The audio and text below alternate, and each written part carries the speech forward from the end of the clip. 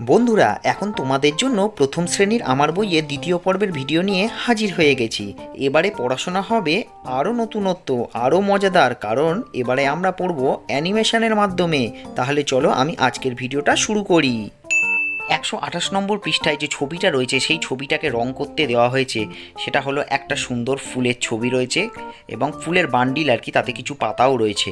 তাহলে এই ছবিটাকে তোমাদেরকে নিজেদেরকে রং করতে হবে।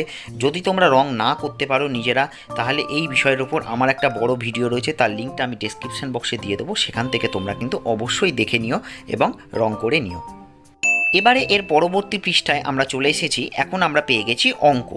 দেখো, প্রথমের খোপে রয়েছে 7টা পাখি, তাহলে রয়েছে 7টি পাখি ছিল। এবারে দেখো 3টে পাখি উড়ে চলে গেল, তাহলে রইল পাখি কটা? 4টে, কারণ 3টে উড়ে চলে গেল, তার মানে 7 থেকে 3 হচ্ছে বিয়োগ, এটা হচ্ছে বিয়োগ অঙ্ক। তাহলে 4টে পাখি রইল। তাহলে ঠিক একইভাবে চলো আমরা গুনে ফেলি, খোপের ভিতর ঠিক মতন লিখি এবং লিখবো আমরা। তাহলে চলো প্রথমে কটা মাছ রয়েছে আমরা দেখে নিই। তাহলে প্রথমে মাছ দেখো রয়েছে এখানে, আমরা গুনলে পাবো 8টা মাছ।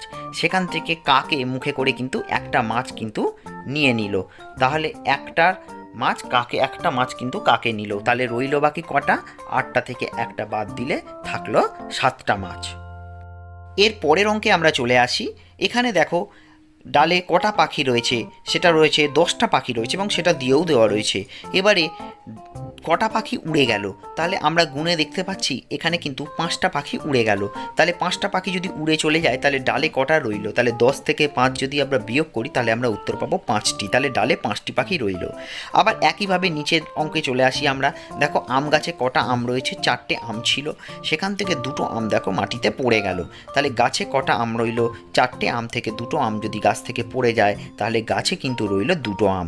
তার কারণ 4 থেকে 2 বিয়োগ করলে আমরা পেয়ে যাব 2টি আম।